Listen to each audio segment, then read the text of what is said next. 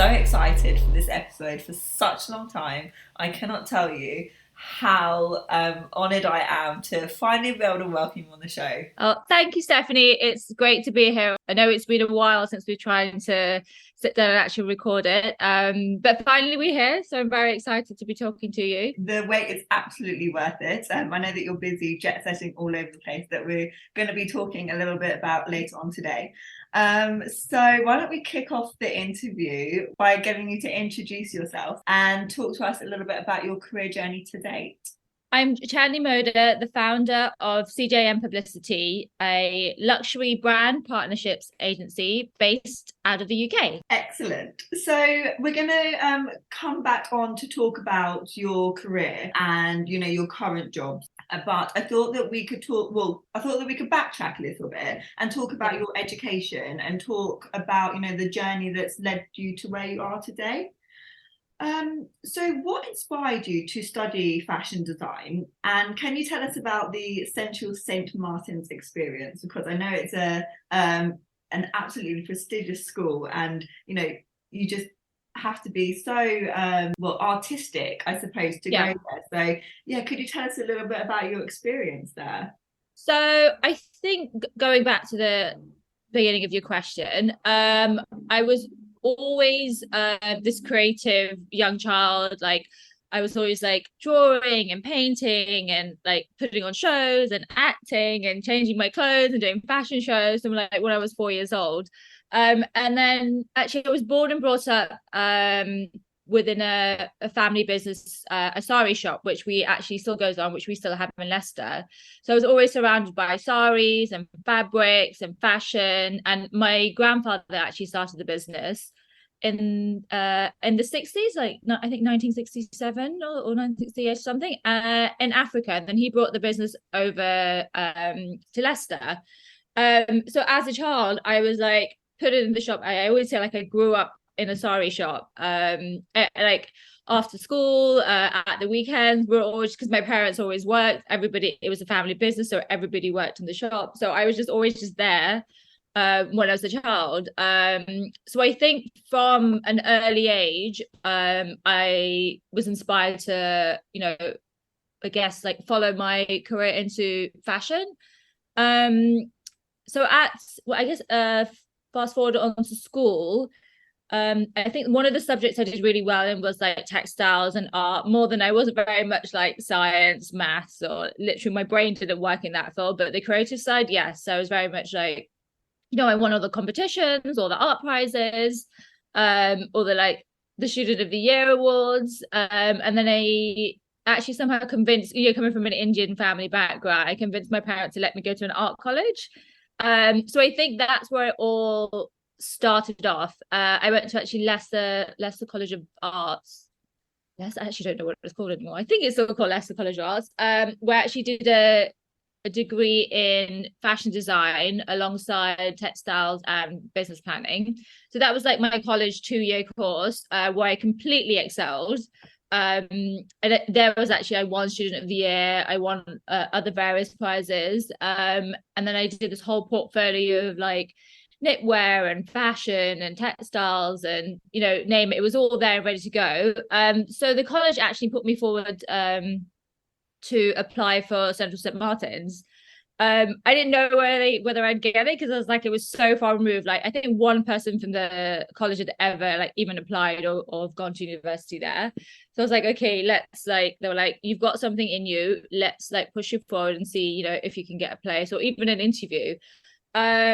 So I think that was like the first hurdle, where I worked actually, I think 2-3 weeks on my portfolio every night, like during the day, every night. I didn't go out anywhere. Like I was so focused, so driven to be like, okay, if I'm getting this opportunity to have an interview at one of the world's most prestigious universities, I have to put my all into it. So then, yes, luckily enough, I did get an interview, and I went to London on the train with my parents as well, because I was so nervous and I couldn't carry my portfolio. It was so big. So my dad was like, I'm gonna have to come with you to carry this big heavy portfolio. so then I went to St. Martin's. I had the interview, which actually surprisingly went very well. They're very interested in like my background, and again, where like what drove me to work in fashion. My family business, my like future goals. There was a lot of talking, and I mean they saw the portfolio as well, so I guess they were looking at the standard of work as well. But I came out of the interview thinking like, did it go well? Did it not? It was like very like, okay, I like don't know what to expect, because I'm not one of them, the usual Central St. Martin candidates who are like ultra creative, and I don't have pegs in my hair, and which people do have pegs in their hair. But before you go on, what do you mean pegs in their hair? Yeah, this is one girl who was in my year at the time. She used to have like washing line pegs Oh in yeah. her hair. She just walks into university with these pegs all in her hair. Avant-garde. Very avant-garde, like used to wear tutus and all these like ridiculous outfits, which I guess was like a way of expressing herself then. But I was never. Tutus sound very SJP, so I'm quite down with that. And then I was like, I am a creative, and I dress a certain way, but I'm not like avant-garde creative. So in my mind, I was like, I don't know if I'm going to get this, but anyway, let's just go for it. And then I did, and they got back to me and they offered me a place at university, and I was over the moon. So I think that's where my journey began at St. Martin's. So then I guess whilst I was at St. Martin's, it was very different. I don't know, like there's the pros and cons. They kind of get you ready for the real world, but they'll tell you straight. I remember at the crits that we'd have, and we have to present our work, there was no like, oh, okay, like next time you can do this. They literally tell you to your face like it's terrible, or they knock your confidence, or there's so many things that used to happen. But I guess that's what makes you resilient, and gives you the strength to work in the fashion industry, because it's not an easy place to be. And I think since then as well, a lot of people who, I think me and one other person are the only other students from my year who are still in fashion. Everybody else had dropped out or started, and they just couldn't hack it. So as much as it's like you hear all the horror stories from St. Martin's, I think it's a great place to be and work, and it prepares you for the real life of fashion. Yeah. I mean, just going back to being at college in Leicester, and you had kind of like your cheerleaders rooting for you and nurturing your talent and kind of like pushing you. It just kind of like goes to show how important, I think anyway, how important mentors are, because although ultimately like it's your talent and you're the one that really has to work for it, I just think that mentors and people around you who can help nurture your talent are just so important. So yeah, it's nice to see that these supporters really do exist, because I'm sure that other people, like many people, haven't had such great experiences. Yeah. They have a term for somebody who's called a term for somebody who is the complete opposite of a cheerleader, but I can't remember what. Someone who sort of brings you down. Yeah. I strongly believe in mentorship. I mentor actually a few students who have actually gone on. I met them. She like reached out to me on LinkedIn. She was like, please, will you mentor me? I'm starting this brand, which actually originally started off as a fashion brand. And then I think through my mentorship, I was like, maybe the jewelry side is better. And now, her name's Shilpa, actually, she's from San Francisco, was actually a Harvard student. For starters, I was like, you're from Harvard. What help do you need from me? But she's incredible. She's created this duet pinky ring, which it's amazing how she's done it. And I don't even know how I managed to mentor her through this. It was definitely all her.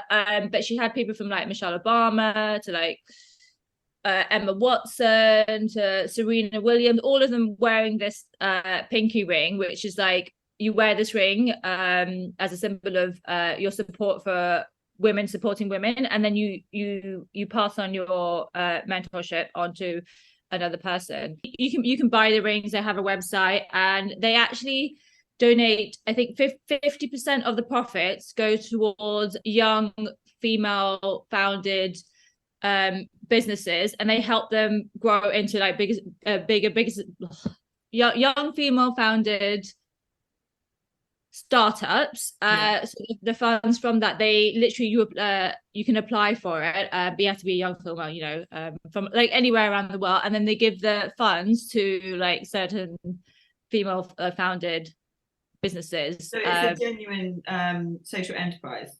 Yeah, social enterprise. Yeah. And then like funny enough, like I was like her first mentor from, I think it's been about 5 years. And I kind of showed her how to contact celebrities, how to get in touch with stylists, like actually how to do partnerships. She had no idea, and I was just like, oh, you could do this. I was like, email this person. I checked the email for her, and then she sent it out, and then I connected to somebody else that I knew, and I connected to someone else. And then now I'm like, you're running a better business than I am. But she, like, that whole team there really appreciate it. And they always mention that I was like the first person who like held their hand through the business. And now they're thriving. I mean, now they have Michelle Obama as a mentor. So. And just reverting to your experience at St. Central Martins, when I spoke to Kaushik Valendra and asked him kind of like the same question, he spoke about the school kind of just really bringing out the true artist in you. And it sounds like you were talking about there's lots of avant-garde people that people would, I suppose, perceive as, the Central St. Martin's type. But it's nice to see that they don't have a cliche kind of type, and that they will help nurture anybody and give them the tools and the backbone, it sounds like, to go out there. The backbone I think it really like builds your foundation. So I think going to Central St. Martin's, they give you the tools to build a strong, solid foundation, so you can actually hack, the rest of the fashion world. They're not going around in circles saying, oh, it's going to be like this, and they're going to be nice to you. They're like, nope, this is exactly how it's going to be, and you're going to have to be tough and deal with it and not cry about it. Yeah. I mean, we've all cried, I think, at one point at being at St. Martin's, but you go from it. It's worth it in the end. Yeah, they give you confidence at the same time. They keep you grounded. Yeah, definitely. And I think Kaushik had a very different experience to what I had. I mean, I was lucky. I was also surrounded by family and friends, so I did have a lot of support whilst I was at Central St. Martin's. But I think Kaushik came from India, and it was a culture shock for him, like not being around family, the everyday food, and living whatever he's used to in India, and coming over here, and probably the cold as well. I think for him, oh God, like this weather. I remember being actually at I think it was the Charing Cross campus, and I did a fashion design with knitwear, and we were on the 7th floor, and oh my God, there was no heating up there, and they had broken windows. And I remember doing this pattern cutting class, and my hands were freezing. Like everyone was shaking whilst they were doing like the pattern cutting. But like I was like, oh my God, like this is like can't be, legal. Like I'm sure you have to have heating in here, but no, it was just so tough. I think by like about 3 o'clock or something, I was like, I need to go home. I was like, I can't work in these conditions. But now they have this beautiful campus in King's Cross, which I like really envy. I was like, look at this lovely campus with like all this inspiration around you. And I was like, I was there in the heydays, like on the 7th floor with broken windows. But I remember that. So, it's all these little things. Exactly. It builds character, I suppose. You potentially wouldn't have been the person you are today without that freezing cold experience. At least you were doing your knitwear kind of collection. I was it. Yeah, the funny thing is I was doing knitwear. Kept you a little bit warm. Yeah. All these yarn, like big yarn bundles of them. I used to carry them in a suitcase all the way up to the 7th floor. Oh, it was insane. I could barely lift it. I mean, I couldn't even lift my portfolio for my interview. So how was I going to lift all these like rolls of yarn? You did make it out of the cold, and you went on to pursue a career in PR and brand development in luxury fashion. So I understand that a couture fashion house approached you to intern at its London celebrity PR office. What did you do, or how did you make them? Well, how did you make the contacts and connections in order to become a candidate for this position? So funny enough, this the role at the Italian luxury fashion house, I don't know whether it was a mix of luck and knowing the right people, or it's just like the timing was right. So during my placement year at St. Martin's, it was a year of like work experience. So I was actually in Florence on a trip with one of my friends, and actually was it? I was in Florence on a, God, what would you call it when you're on a trip with university? School trip. Oh, it's like yes, I was on a school trip with university. I was on a. I have not had a school trip to Italy, by the way. I'm making a formal complaint to my uni. I went, I think it was, we went to see, I know what it was. It was Pitti Filati. So that's the big knitwear expo. So we did a trip from St. Martin's. We took a few students over there to see the factories and like the exhibitions. And whilst I was there, actually, one of my friend's sisters, her name's Charlotte, actually, was in Florence. So we met up and had dinner, and, you know, she was working for Ralph Lauren at the time. And I was just speaking to her and saying how much, you know, obviously I love fashion, and I love Italian fashion houses, and the fashion house in particular. You know, I mentioned a few names, and little did I know, when she got back to London about a month or two later, she actually got a job at that particular fashion house, which was one of my favorite ones. And they told her I could get an intern in, because, you know, the office is growing, you need some help, get an intern from Central St. Martin's. So that actually they didn't say to her, look for an intern from any other university. They were very specific with saying you have to have an intern from Central St. Martin's. So I think that was either my lucky break, or, you know, the stars had aligned or something. So she reached out to me and said, I know how much you love this brand.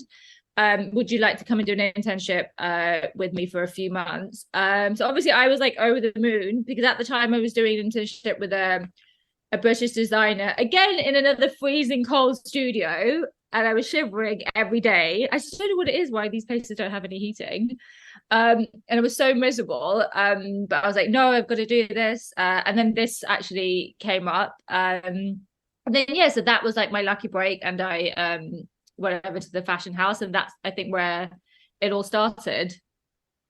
I mean, of course, there is an element of luck involved. Yeah.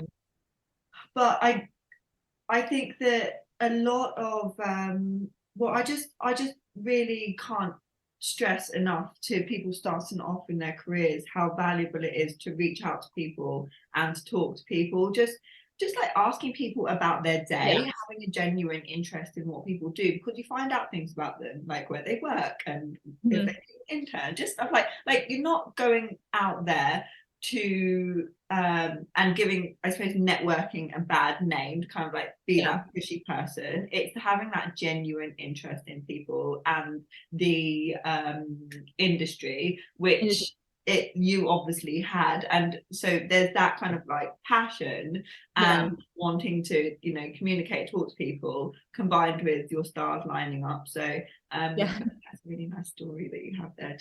But you know what also happened? I applied for an internship at Topshop. I got, I think, to stage 2 or stage 3, and I did get the job, and I was so upset. Like, I was crying my eyes out, and I was like, can't believe I didn't get it. I was like, I worked so hard. But then little did I know that this conversation I'd had in Florence with Charlotte would have turned into an actual internship at my favorite luxury Italian fashion house.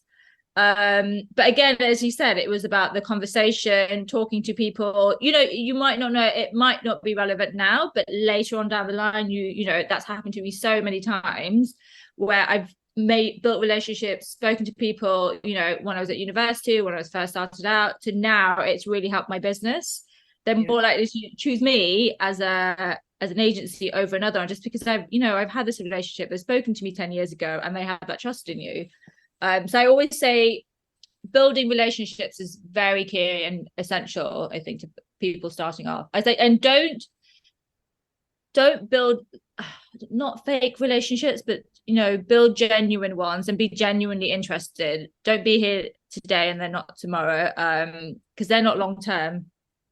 Yeah, you're building your reputation, I suppose, and yes. you don't want to build a reputation that comes across well. You don't want to build a reputation that is fake.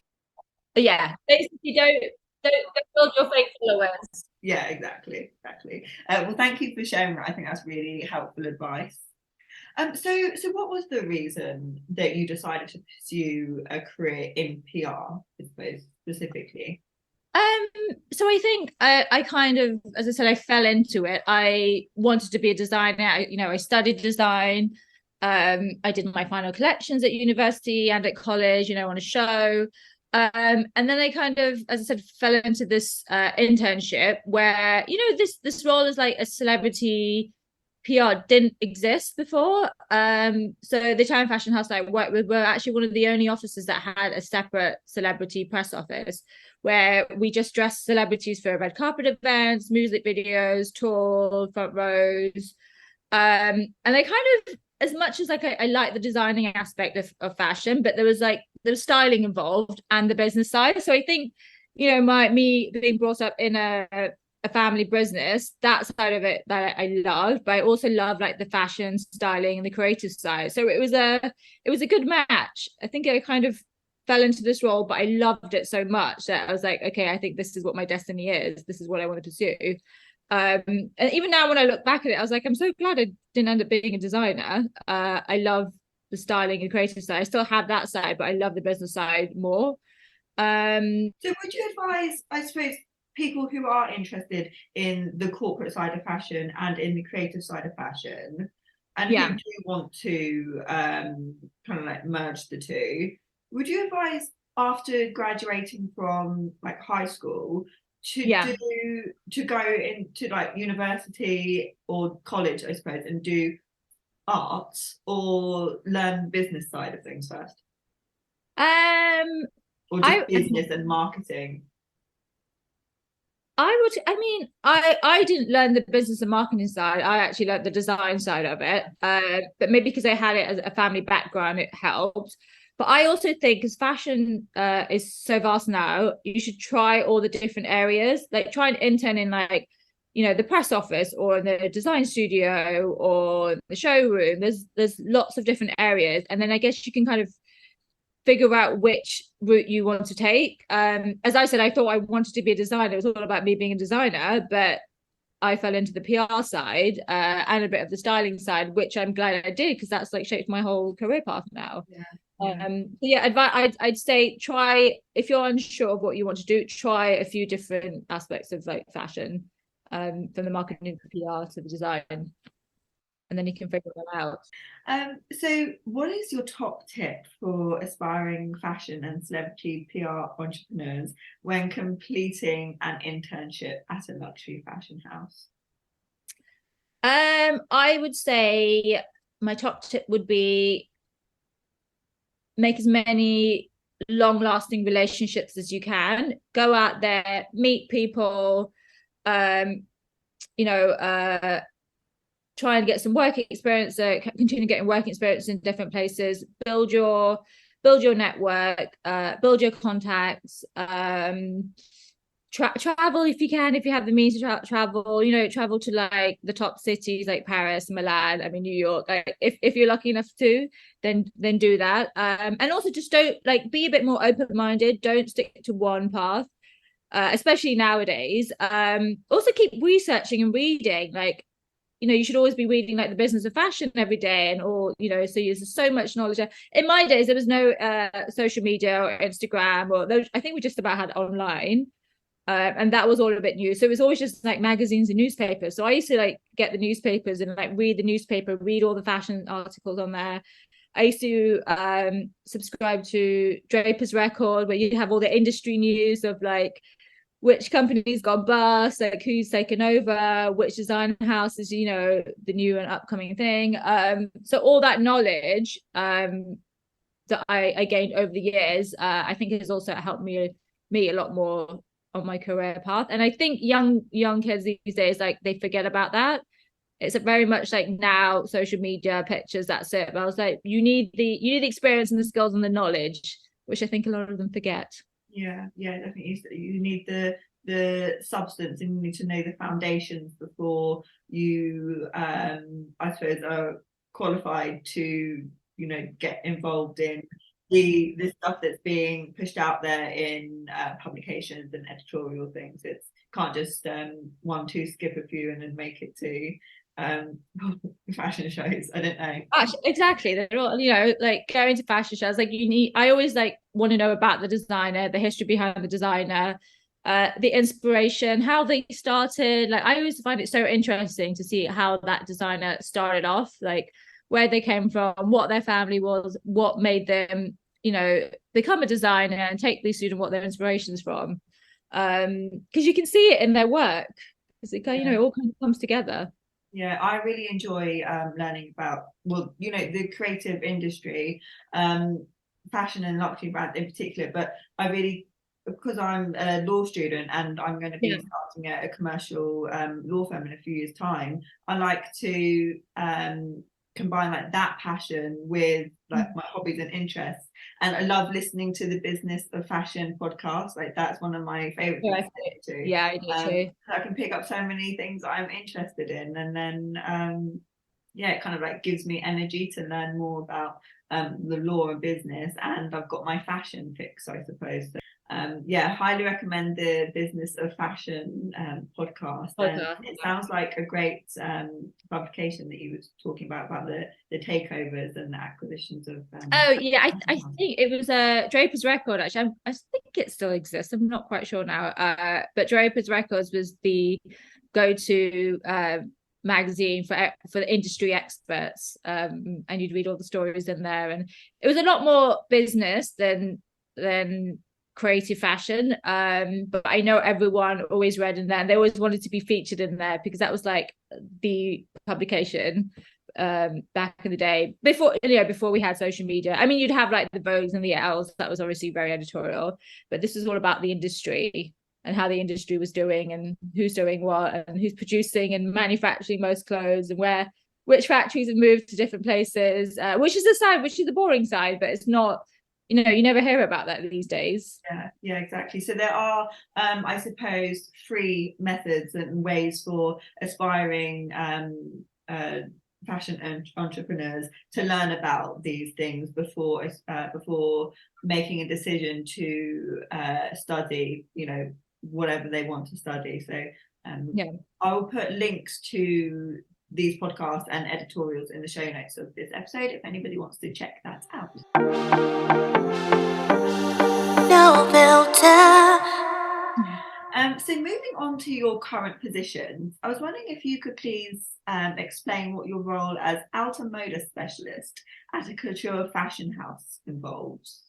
So that role, I consult for an Italian fashion house with their couture collection. So actually, it's a very new role. My role is to bring in the South Asian community in and expose them to the couture Alta Moda world.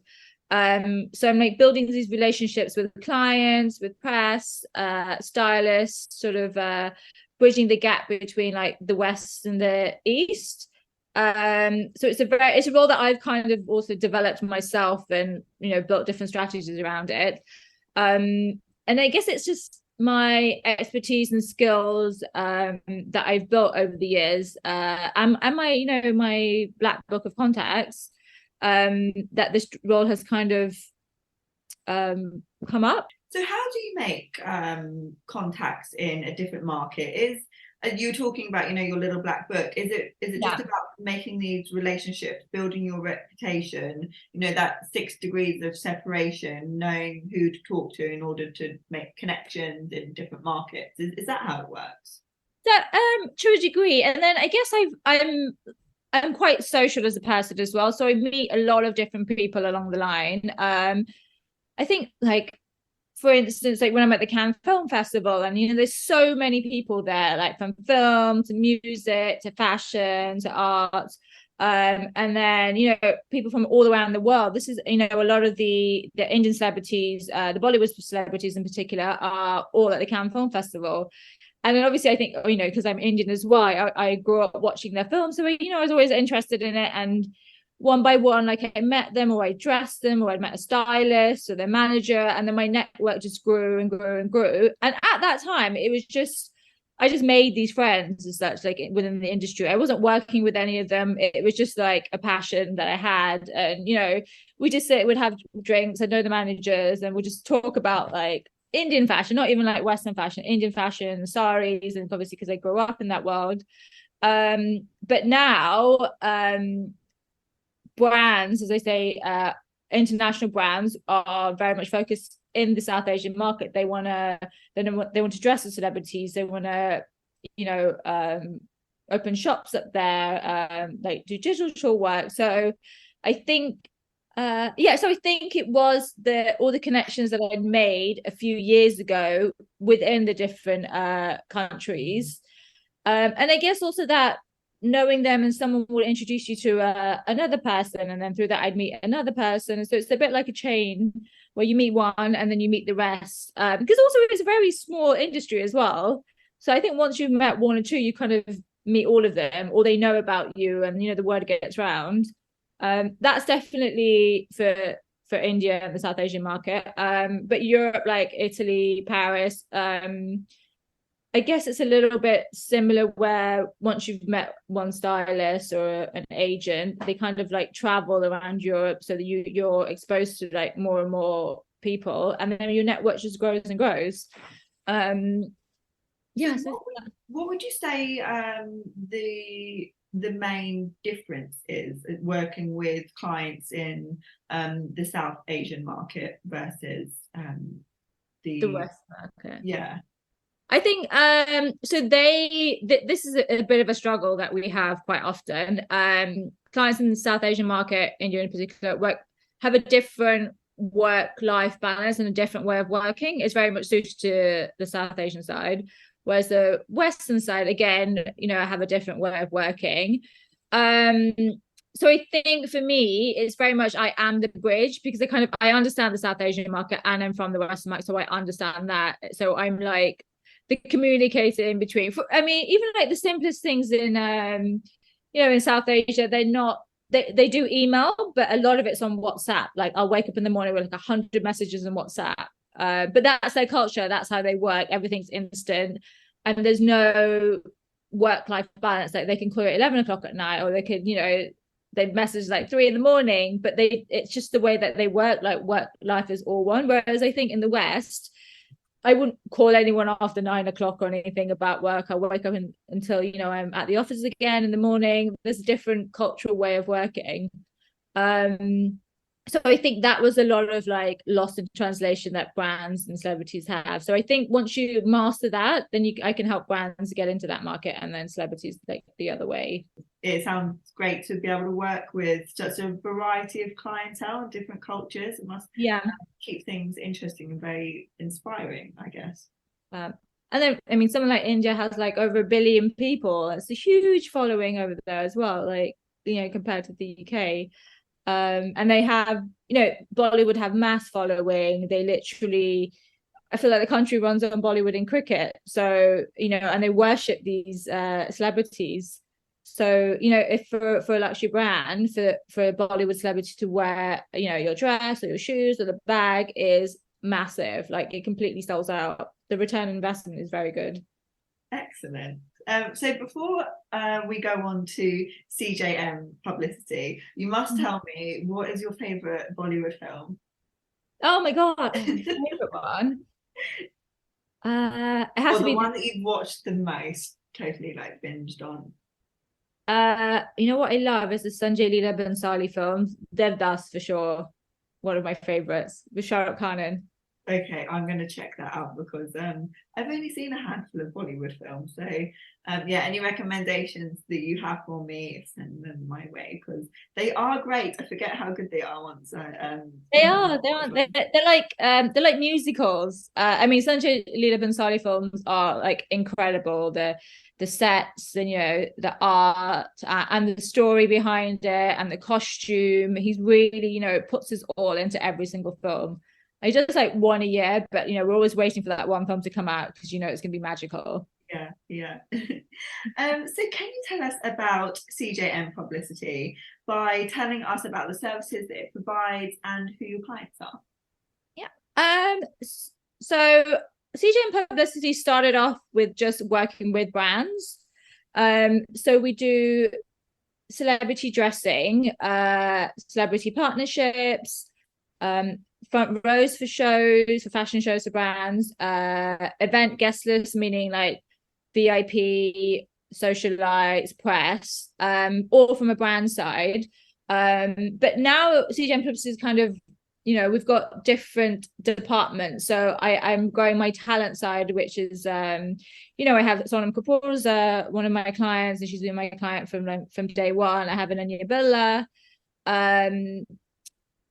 I guess this is, I kind of am the pioneer in the South Asian talent. I guess again because I understand both sides from like South Asia and India to the UK and the West. So again, I'm the right type of person on the bridge who kind of brings in international brands and celebrities together for partnerships. And I've just actually taken on the first ever South Asian non-binary singer, Leah Kalyan. So I very much champion the LGBTQ community, as well as like females. So I feel like it's a very niche agency that I have, but it's much needed now. With like diversity, the women empowerment, and I'm a champion like for all that. So I was like, if no one else is doing it, then I'm going to do it. It's part of my publicity company. And then I also have like a styling leg as well. So sometimes I style celebrities for events, for red carpets, for shoots, and that is kind of just something I do for fun because I just enjoy styling. If they're styling there without pressure, then I love doing that. So can you tell us about the logistics of VIP dressing? Yeah, what's involved, and are there any business risks attached to it? Quite a lot actually, because with VIP and celebrity dressing, unless there's a paid partnership, there's never any guarantee. So for that, the whole thing is I could build relationships with the stylists, with the agents, and the celebrities themselves. So they're more likely to wear the brand that I'm working with or promoting over another brand, because it's happened many times where we've got close, we've done a fitting, the tailors have been there, we've altered the outfit, all ready to go, and last minute the celebrity or somebody has told them they don't like the dress and they switch and they put another dress on and they're out on the carpet. And that's the biggest risk, because besides time, energy, money all goes to waste. That's probably the biggest risk. But when the celebrity does wear the dress, then it's amazing because you get so much press, and if it was the right person with the right dress on, it'll be all over the papers, front page, all over social media. A lot of things that I've done in the past as well, they've been I ended up being iconic looks. I know, bless her, Amy Winehouse I dressed for the Brit Awards. It was like the tartan corset with the leopard skirt. Like I put that together, and I went backstage and dressed it, and it became like an iconic look. Everyone remembers Amy winning all those awards with that outfit on. But again, it was never a paid partnership. It was a relationship we had with her and her team and the stylist. And that's why she wore the look in the end over another designer. But I have many of those like memories from celebrity dressing that I've done in the past. What with like Instagram being so massive these days, and celebrities, always being photographed at these events and it going onto Instagram, are paid partnerships more prominent? Like, are there more of them these days? Yes, I think 100% there's definitely a lot more paid partnerships now than they were. When I first started out working in celebrity offers, there was never paid partnerships unless you were actually, in a campaign where an advert, then that's the whole, a different thing completely.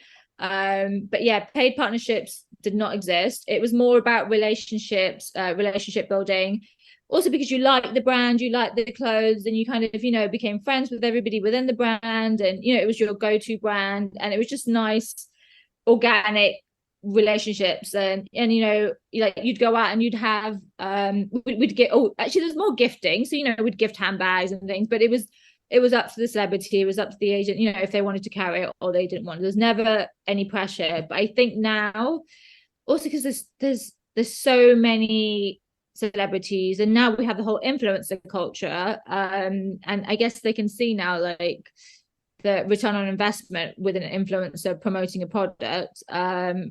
Yeah, so I guess if they can charge, they will. Yeah. It's a lot.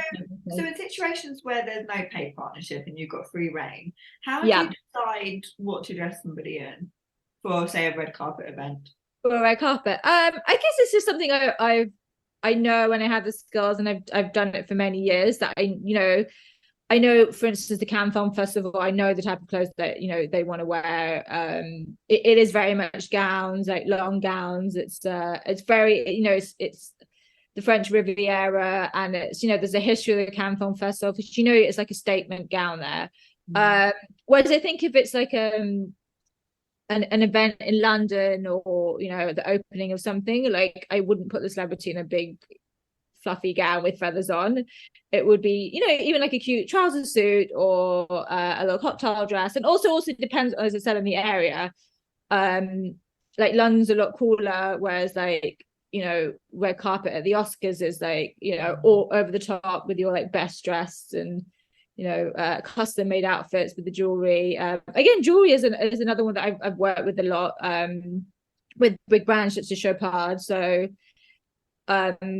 that whole side of like the jewelry world and the celebrity placement is also like a big thing. Yeah, I mean, I suppose that the jewelry complements the outfit, Yeah. So it sounds natural that that the jewelry side would be quite heavily involved in the person's outfit. Yeah. But what about if a celebrity wanted to wear a big fluffy gown at a London premiere? Would you work with them to find kind of like some middle ground, what am I looking for? Some compromise, or I mean, I do struggle with that. I think I try not to sugarcoat, and I'd give them reasons why not, and then give them examples. I'm like, well, you can wear this big fluffy gown if you want to, but this is the festival, this is the red carpet, this is what other people in the past have worn. I was like, you will get negative press. I was like, that's not what we're aiming at. We want positive press, and we want people to admire what you're wearing, and to be in magazines and reposts. We don't want you to turn into a meme. I'm actually quite blunt with them. I was like, this is, from my experience, this is what will happen if you wear this dress.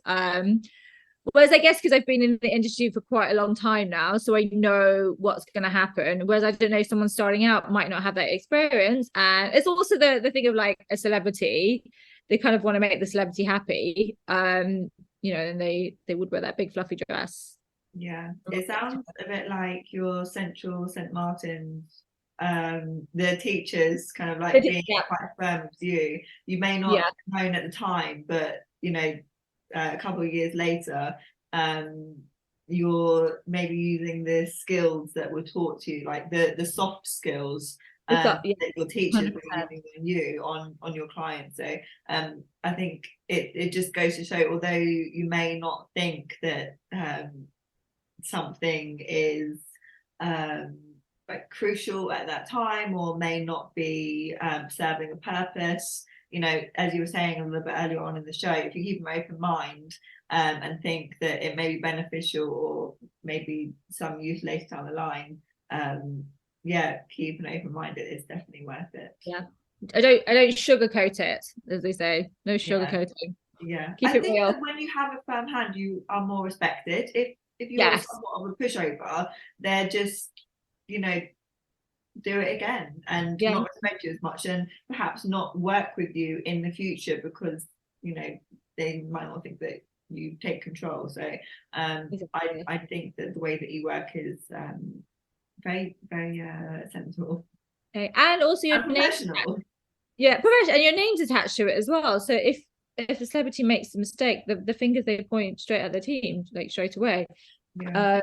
Not knowing what goes on behind the scenes, but everyone's like, oh, she looks terrible, what has she done, how did the stylist let her walk out like this? So it's like there's a whole team behind a celebrity. It's not just like one person out of thin air. Yeah, well, thank you for sending that message. I think that's very, very good to know.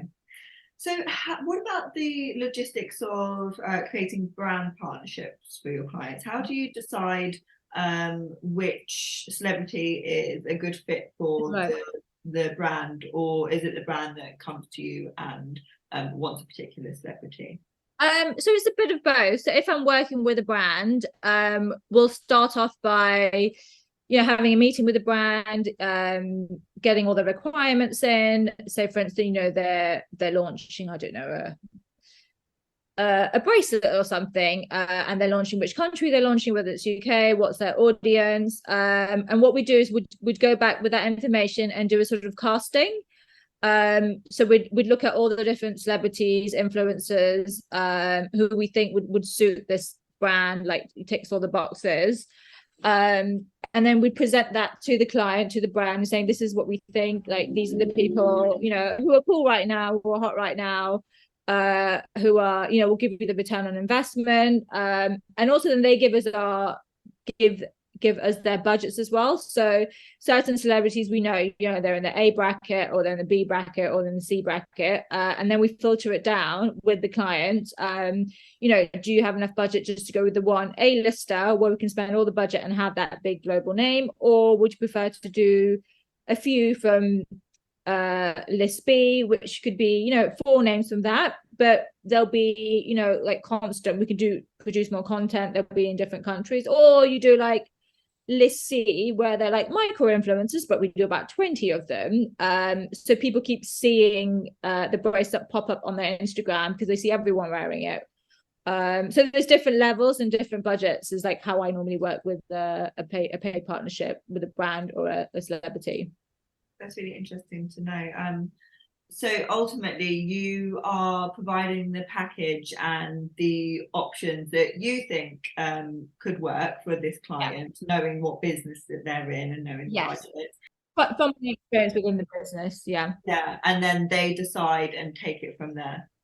And then, I mean, obviously it's like also up to me from my knowledge from being in the industry and being around people. So that's why they pay me for my services, because they know, I know what's going on. I have my foot on the pedal. I know, this person's like a new upcoming artist. I know he or she is going to be huge soon, or this sports person is, won the Olympic medal. So that's another one we'd put in. But nowadays, actually, it's not just music and fashion. It is also like sports, entrepreneurs. So brands do like a diversity of casting. It's not just like the one actress and that's it. They're like other areas and other industries. So Stephanie, I could have you on my casting board next time.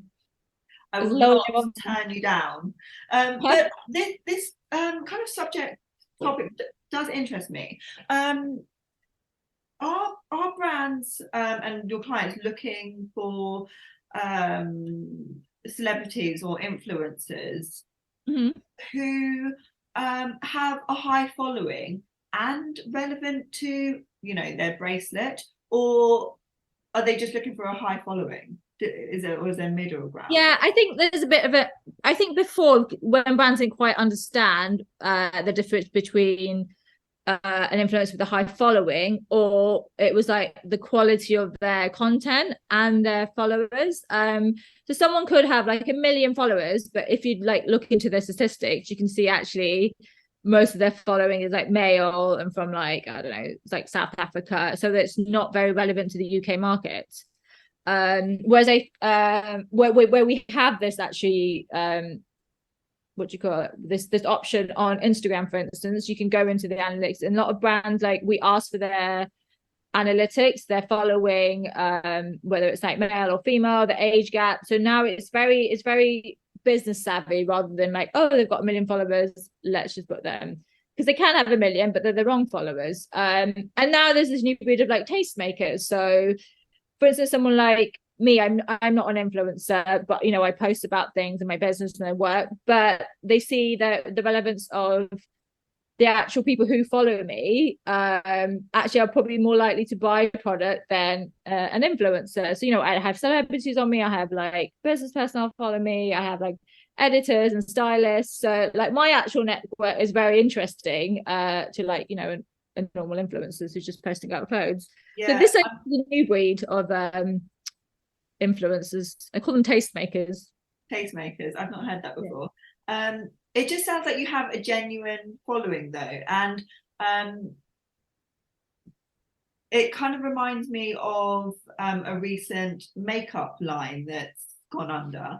And when I was researching as to why they went under, I was looking at who they used to promote their product, and I was quite surprised at the influencers that they had brought on, because it kind of like they weren't anything to do with their brand, and it just seemed to me like they were just trying to get hold of anybody that was popular and they thought might sell the product. But I just thought it goes to show that nowadays people are quite savvy to pay partnerships, and they're probably very aware that this person probably doesn't use their makeup, they're just being paid for it. And I don't think anybody likes being sold to.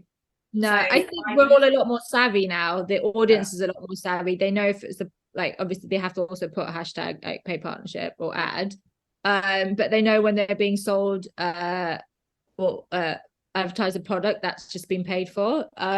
So I think there's a lot that goes into casting these days, and there's a lot more pressure on the content creators, because they have to promote products in a certain way. Yes, they're being paid, but after it's been posted, they have to give the brand analytics back to them, saying, what's been the return on investment, how many have they sold. So it's a job in that. It's not just pretty pictures anymore.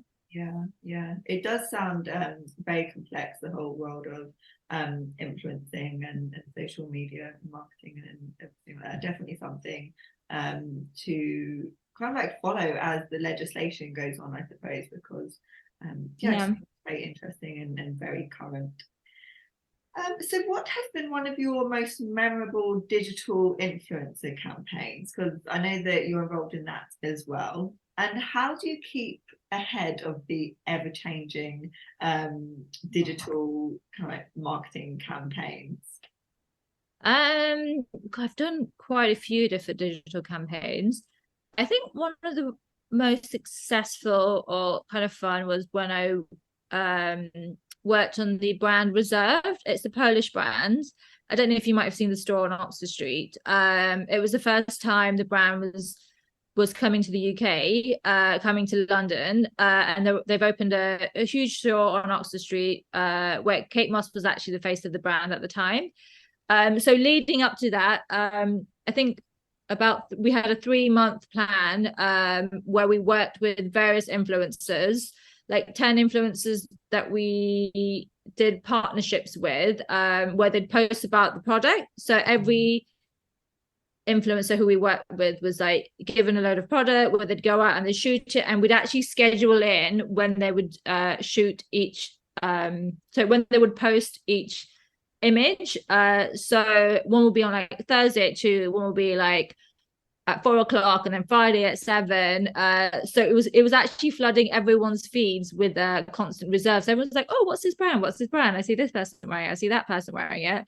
And then leading up to that, we worked towards the store launch, where Kate was the face of the brand, where she had so they had all these like billboards and posters all around Oxford Street, and we actually made the influencers go and take selfies outside them. So it was like, oh, what's this thing? Like, we built the hype. And it was absolutely amazing. Even people who don't work in fashion, or like, they work in, my friends in banking, or like doctors, are like, oh, we've heard of this like Kate Moss brand, we've heard of this brand. Like, it was literally coming up like on their feeds, and they heard about it in the papers. So I think that was a very successful partnership campaign that I worked on. Definitely the biggest one. they did put a lot of money behind it, but they definitely got the results that were needed. It sounds like doing a campaign like that would just, God, it must give you so much energy and create so much buzz. It must give you, I mean, it would give me such an adrenaline rush to see all of your planning and your strategizing to to see it crystallize and be standing outside of the shop watching people take selfies. It must give you a really good, well, great job satisfaction. Yeah, it's a good euphoric feeling. I think at the end of it, after we did it all, we're like, wow, this was like amazing. It was huge, like absolutely huge. I remember like Oxford Street tube station also had like all these pictures of reserve all the way up the escalator. And I remember opening day, we had like Vogue dancers outside on Oxford Street. But yeah, it was interesting crowds of people outside. And, you know, we didn't really do that much, but everyone was like, oh my God, what's this crowd out here outside the store? And everyone waiting to get in and buy the products. And it was very exciting. There was a lot of planning, meticulous planning, from scheduling to getting clothes and like getting things approved from the designers. And also it was a Polish brand, so it wasn't like the team was like based out in Poland, so we'd have to go over and like meet the teams and like discuss them, and sort of it was like all done hand in hand. But it was a huge 3 to 4 month build up before like the store opened. So how do you come up with, or keep coming up with, innovative campaigns of this sort?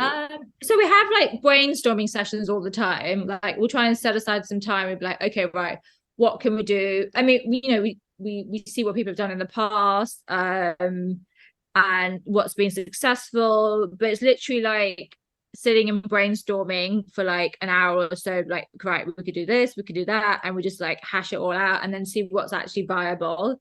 And then, you know, I had my team like go back out, have a break of the weekend, come back, and I was like, okay, have you thought of anything? And I think it just develops. The more you talk, the more you meet people, the more you go out to places, or they've seen a cool place, or they've seen a certain person like perform, or, you know, they've seen this artist, and we're like, okay, right, let's see how we can bring them in like into our campaigns and present them to the clients. Excellent. So taking like lots of inspiration from different things in the past, the present, and communicating with your team, and taking little short breaks in order to digest it all. Yeah, exactly. They hear people come up with their greatest and most creative ideas in the shower, which I think is probably quite true. I'm a shower thinker. Shower thinker, yeah. Shower thinker is good. I as well. And I think a lot of my ideas come when I'm lying in bed as well, which I try to always keep a notepad next to me, but that never seems to happen. I've just typed things into my phone, which probably is not good for when I'm trying to get to sleep, to be like, I know by my light. It always happens, isn't it, when you're trying to get to sleep, and then like you get this idea, I'm like, oh my God, like then I'll be thinking about it whilst I'm like sleeping. Yeah. But yeah, ideas come to me in my dreams often. Sometimes I remember them, sometimes I don't. But I dream about things a lot. So I'm wondering, I was like, what was I eating the night before? Like, how did this dream happen? So what should young entrepreneurs know about launching a brand development agency before, you know, they set off on and embark on, you know, creating their own agency? I'd always say, I mean, it's great to have your own business and start it off, but I wouldn't give up your day job yet until you can actually sustain your everyday living costs from your own agency. Maybe if you can, like, maybe do like a whole part-time thing, have your everyday job, and then work on clients as consultants on the side, and then start building your agency and your brands from that. And that's kind of how I did it as well. Like when I first started, I had like 1 or 2 brands. I didn't even quite know how the business side worked, but I learned on the job as well. And it's also would you say they had a strategy in place, at least like the guidelines anyway? I want to say yes, but also no. I did kind of learn on the job from the early years, from what I knew, and then I guess I like researched of how like other agencies kind of work. I was like, okay, now I have to do this, and there's this department, and this is the way. I didn't actually sit down and write up a business plan. I kind of just have this all in my head, and kind of saw what worked and which direction, you know, I need to go in to like develop my business. So I think now, after a lot of experience and talking to people and having mentors, has been like successful for me for my agency. Like, if you can get a mentor, it's very important. I had a mentor as well. Sadly, he's passed away recently. But I had a mentor who, you know, I always went to ask questions, or, you know, I'd be like, okay, this client wants to work with me. What do you think? And, you know, he'd point me in the right direction and say, no, do this, meet this person, think about this better. What's like the long-term plan? So, and, you know, he was someone with experience. So I always went to that, my mentor, for experience and the, you know, inspiration behind my brand. So mentoring 100%. How did you get funding in place? I know you spoke about, you know, maintain a full-time job before you venture off and establish your own business. But yeah, say for example, somebody was ready to make that break, but they didn't yet have enough money to, I don't know,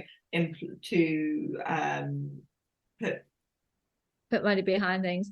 I mean, nowadays there's lots of ways of getting funding. There's lots of grants, you know, especially for like new startups, a lot of VC funds. I didn't get any funding. I kind of self-funded myself because I was working at the same time, and then built my agency on the side, and now it's like fully like self-funded. But there are a lot of funds that help young startups, especially again, like from the mentorship program that I work on. They have, you know, the profits from their sales, they give to startup, especially like young entrepreneurial women. And again, even the small things like write up a business plan. I know I don't write one, but I do suggest that they do have some sort of business plan together and propose it to people. And you never know who's going to be like, okay, great, I think this is amazing, I'll give you the money for it. And nowadays it's like a lot of people want to invest in smaller businesses and help them grow. So yeah, I think if you have a bit of a plan, talk to people, talk to mentors, and then yeah, I think you can easily get funding that way. Yeah. I mean, a lot of people that I've spoken to on the show haven't had a business plan when setting up, so that seems to be a very common trend that I've seen. But in terms of funding, yeah, perhaps write up a business plan, as you were saying, and take it around, see if you can get some kind of investment. I suppose there's banks as well that will offer. Banks will lend, yeah. I think even like the government, the UK government has a fund. I mean, if you want to be savvy, you can go over to San Francisco and, you know, ask one of the big VCs. I mean, but I think they'll want to see a whole business plan. You might need a business plan for that. Yeah, I think for that one, you might need a full-on business plan because they want to see where that money's going. But, you know, if you're about to open up a big business, but even, yeah, just like reaching out to people, reaching out to brands, you know, you never know where you can get funding from. I mean, I've been offered it in the past as well from people. I was like, oh my God, I had no idea that you wanted to invest in the business. But I wasn't at that stage where I needed the funding to grow. I was self-funding. The business was funding itself. So I was lucky in that way. But yeah, there's people out there. If anybody needs any help, I'm sure I can point them in the right direction. Excellent. So it takes us back to talking to people and communicating with people and just like learning what other people do and talking to people about what you do. You just never know what's going to come of it. So how do you win and retain business? So my business, actually, lucky enough, I don't advertise, but a lot of it is word of mouth. People who I've worked in the past have recommended me, and then someone else has recommended me, and it's kind of just I've built my business on recommendations. So again, it's very important for those long-lasting relationships that you build earlier on in life. They're all the clients that are now like have their own brands or they're celebrities. You know, they come to me like, oh my God, like we'd love to join you. Like, please look after us. I know how you work. And yeah, also you have to be meticulous with your work. It's all well and good building the relationships, but you also have to be able to put the work in. Like it's not just going to happen. You have to work very hard. I mean, I think I forgot to say that you have to actually work hard. It's not going to just come on a plate. Yeah, the late nights and the hours and the no weekends, that's a no-brainer. It's like constantly around the clock.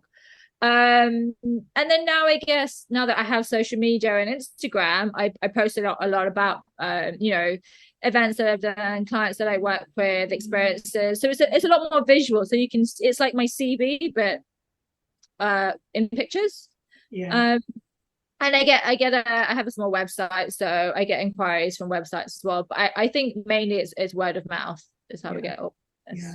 I've noticed that many people have said it's word of mouth and building your reputation. There's just no denying it. It's so important to put 110% effort in all the time. I know it's really difficult to constantly have that energy, but it just you can't make the first impression twice, can you? And I just think that's really true. You don't want to meet somebody just one time and you're annoyed about something and you're letting it come off, and then that person just presuming that's what you like all the time, and then saying that to somebody else.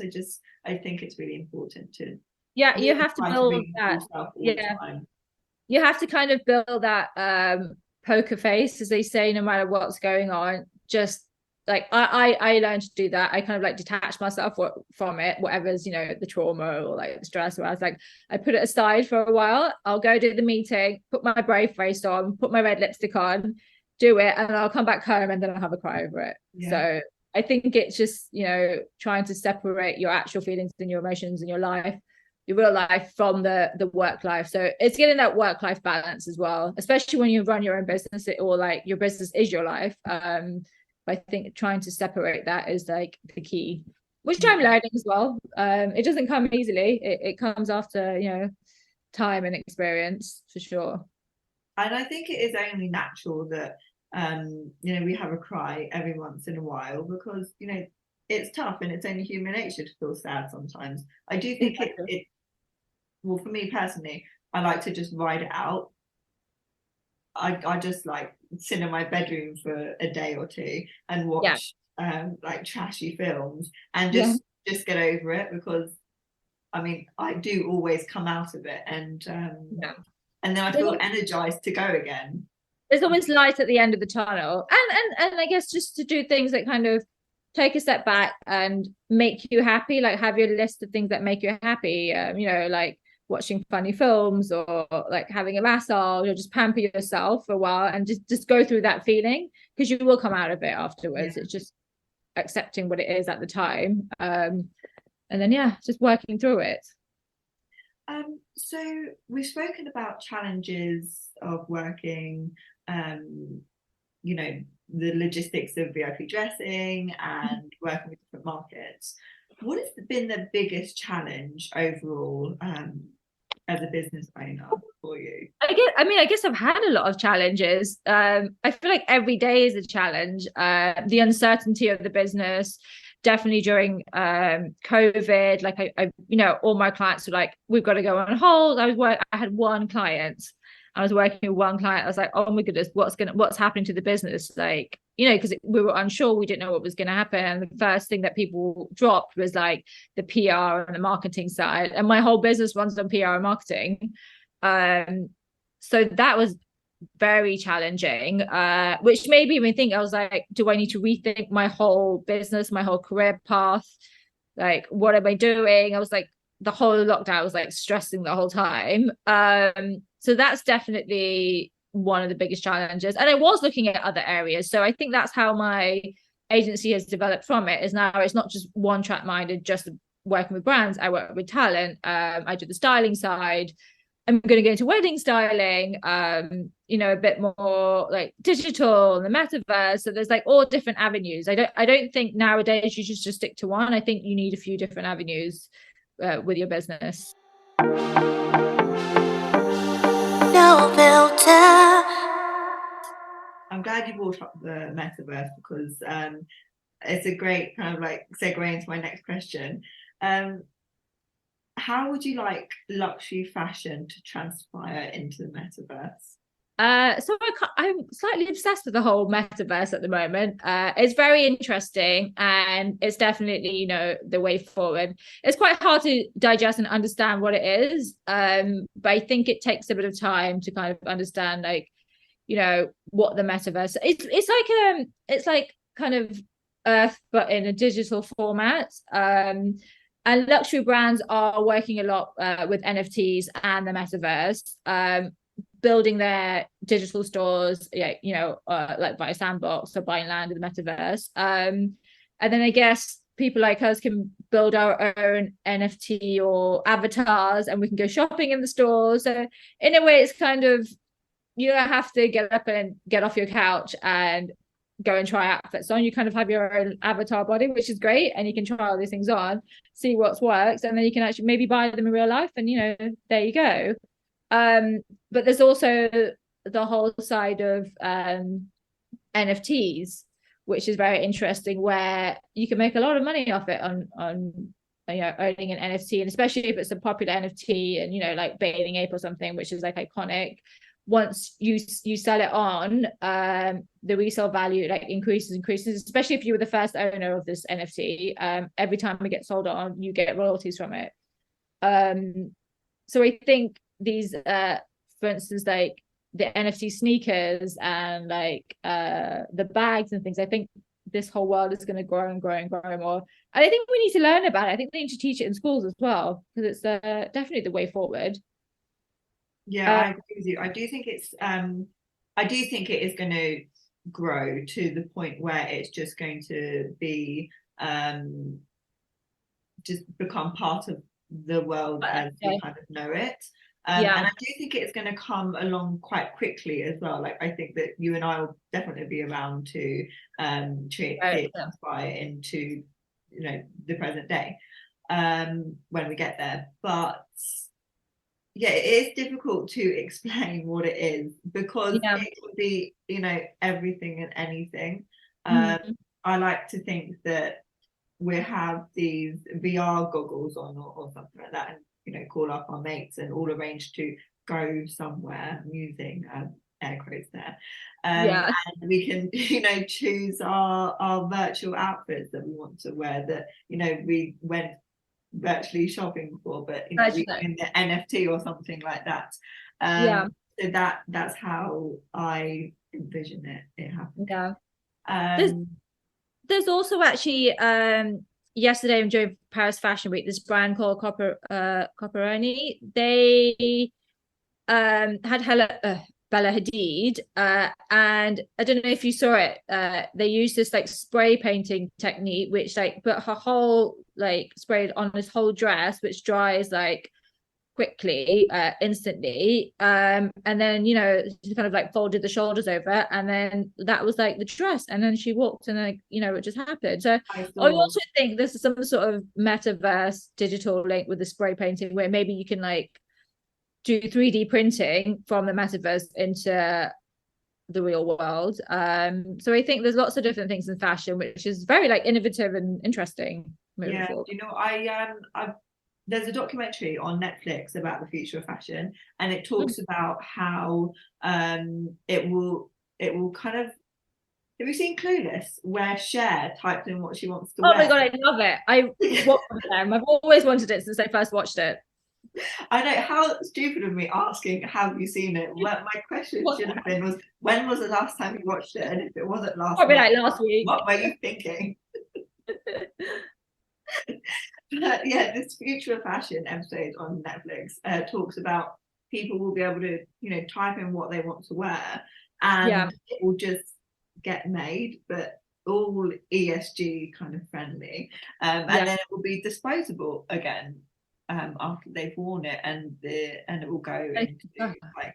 That would be incredible. Like I'd love that, and it's good for the planet, seeing as we're all destroying our planet. So especially with all the landfills and the all the extra clothes and everything, which I buy a lot more vintage now. I'm forever like, I buy so much of SDA, and I buy like secondhand and like secondhand designer clothes and everything, because it's like, this is ridiculous that what we're doing in fashion, and all this because I'm not the biggest fan of fast fashion. Like, I don't buy fast fashion, and I don't yes, it's great for, you know, some people like it, but for me, I'm a bit more environmentally concerned. So I more feel like reusing clothes, like, you know, platforms like Vestiaire, and actually what Balenciaga are doing now as well. They're like, all your archive Balenciaga products or clothes or shoes or bags, you can bring into the store. You can either exchange it for new products or you can have your money back for it, which is amazing. So it's like a whole recycling where, you know, there's no waste. Yeah. I wonder how many other brands will take this on. So do you think that will be the future of luxury fashion? I hope so. I hope it will be the future of luxury fashion, because I just hate all the waste. I think definitely the metaverse for sure, because it's growing and growing even more. So I think no doubt they will have like digital fashion. But then also people want to fill clothes and wear clothes. So I think this whole reuse, recycle of fashion is 100% going to be a way forward. Yeah.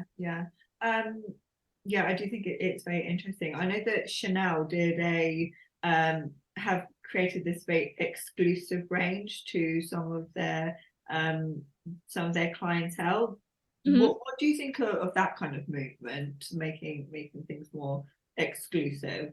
Do you think that more brands will follow in their footsteps? I think it depends on the brand, because a brand like Chanel is like so desirable that I think they're thinking of more and more ways to, you know, capture the customer, keep things exclusive. I think it very much depends on the brand. Yeah. If it's like a super brand or not. No filter. So moving now into kind of more of the fashion side of the podcast, I suppose, in terms of clothing and accessories for our listeners. Yes. What items of clothing and accessories would you find inside an entrepreneurial woman's or power woman's wardrobe? I guess for mine, definitely a tuxedo. I have a few different tuxedos in different colors. Especially for meetings, I think once you put a tuxedo on or a suit on, it makes you feel automatically powerful, with some heels and a red lip. My go-to is always a red lip from day to night. If I'm out having meetings and then I've got, you know, drinks or something with a client after, I just need to like freshen up a bit. I like literally just put on a red lip and I'm good to go. Also a black dress. I have like hundreds of black dresses. I can never go wrong with them, from like cocktail dresses to long dresses. That's like, you know, because when you have evening events, yes, you're at these events, you're at these like cocktail parties, you're at like the film festival, but you're also kind of working as well. You're also, because I work with a lot of celebrities and I'm on red carpet with them or I'm at an event with them. It's also like I'm not the celebrity. So that's why I always wear black. So glam, so presentable, but I always have like my black dress on. Because it's all about the celebrity and it's all about marketing them. I think where a lot of people blur the lines there. It'll be almost like wearing white to a wedding. A white to a wedding, exactly. So there's a lot of black in my wardrobe. Also because it's professional. It looks great, and you can't go wrong. No matter how you're feeling, looking, like just put the black dress on and the black suit on, you're good to go. Yeah, that's really good advice. Thank you. Yeah. So what is your favorite, I suppose, high street brand? Do you wear high street brands or would you class that as fast fashion? I mean, I guess I can't wear designer clothes all the time. I do wear high street brands. Just thinking I do buy a lot from like upcoming new designers, like high street designers. I suppose my question should have been more affordable brands. Affordable brands, yeah. Brands. Oh my god. I actually can't even think now. Massive really lovely designer clothes. I'm not surprised.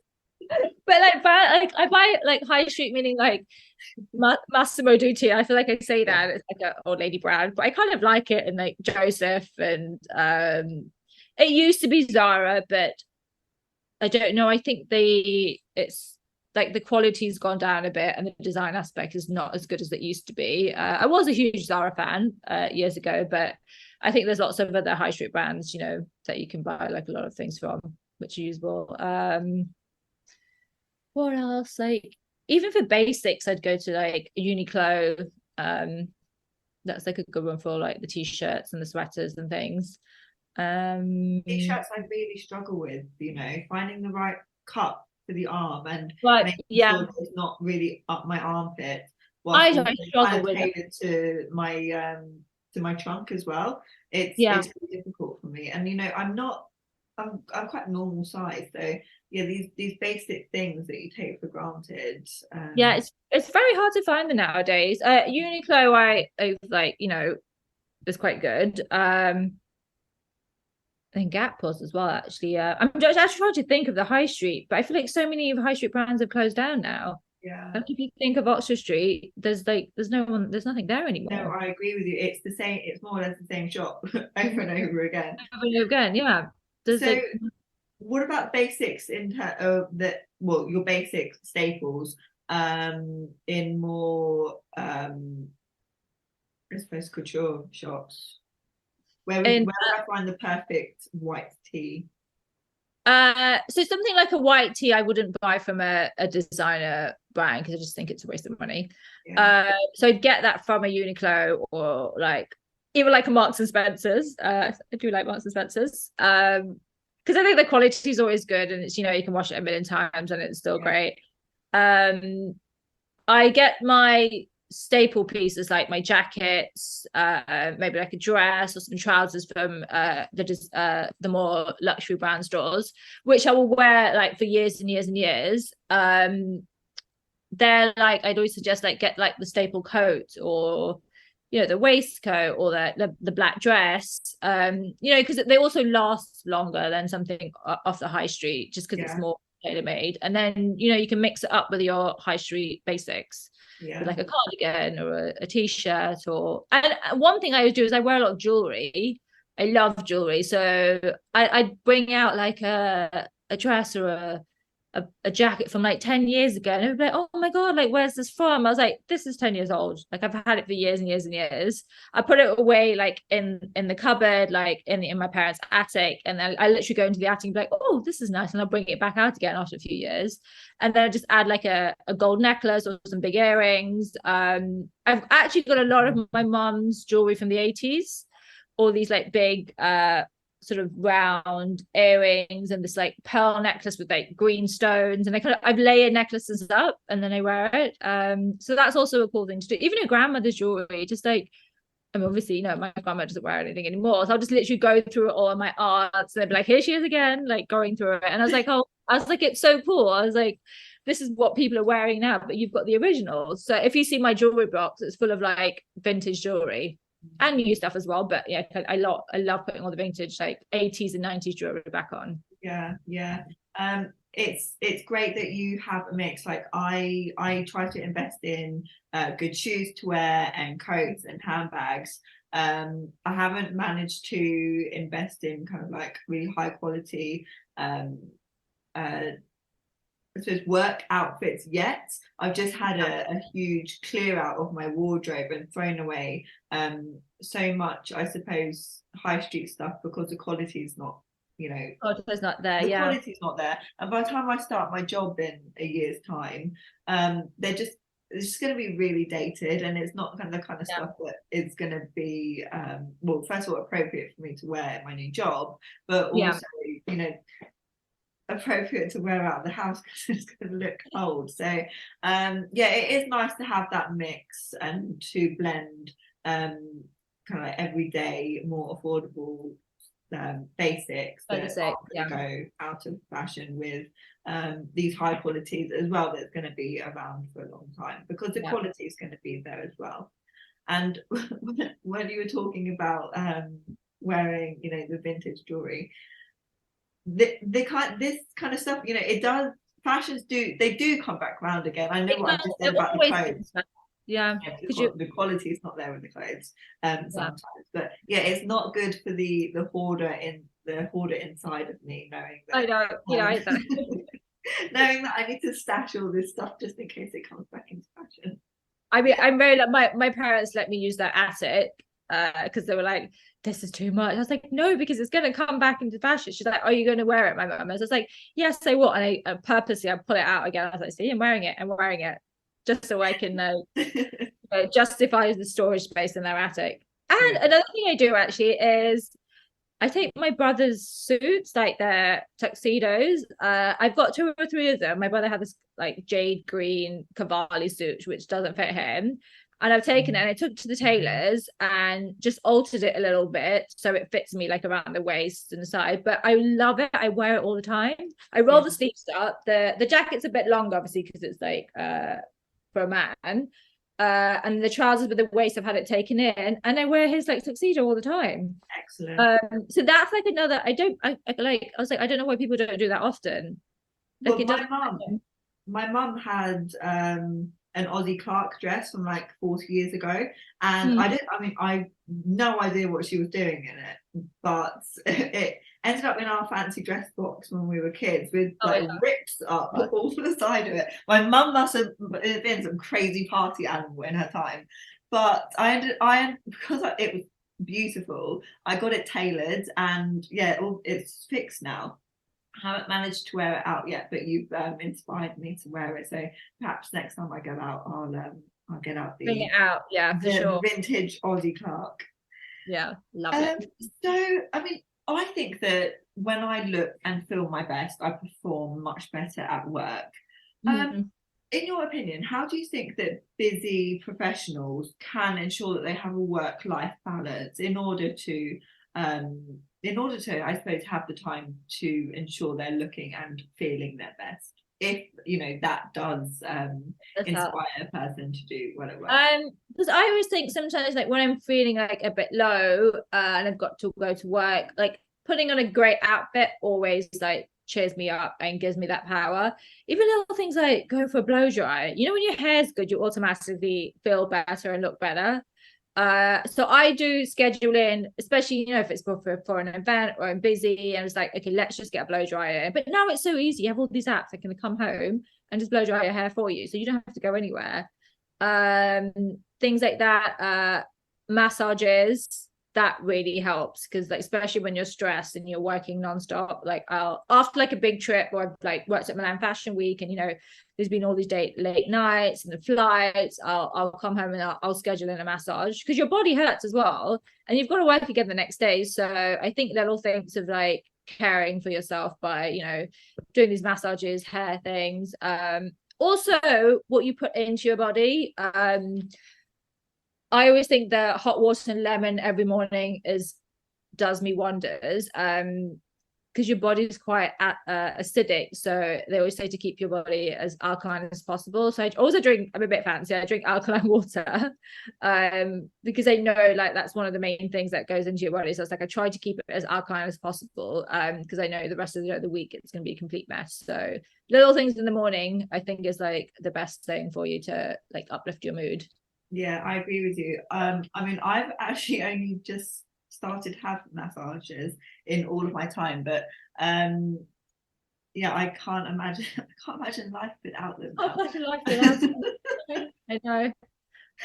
God, I sound kind of like, I don't know, a bit terrible saying that, but yeah, they are really beneficial just to need all of the tension out of your body. So I can really relate to what you're saying. Because we carry all the stress from like the day, like in our body, in our shoulders and our back and everything, and then you can't think properly. So if there's someone just to help it, need it out, get rid of it, like it clears your system and you can like rethink projects and like not be stressed over like the smallest thing, which happens when you're physically, mentally exhausted. I do the lemon water as well in the morning, but I put a bit of salt in it, which makes it taste surprisingly nice. I think that it's a hack. I think it makes the water more alkaline, so you probably have nothing to worry about. And to be honest, I'm not sure how much salt is meant to go into the water, so I'm potentially like overdosing myself with sodium. Yeah, I don't have a blood test because the sodium levels will probably be really high. like over the roof. They'd be like, what are you doing? I think we're gonna have to switch this up a bit. But yeah, the lemon water is really nice just in the morning, I think, to freshen you up. So perhaps listeners don't follow in my footsteps, follow in Chandni's, and Yes, try the alkaline water. alkaline water is good. It's really that's helped a lot for me. It's like neutralize my inner system.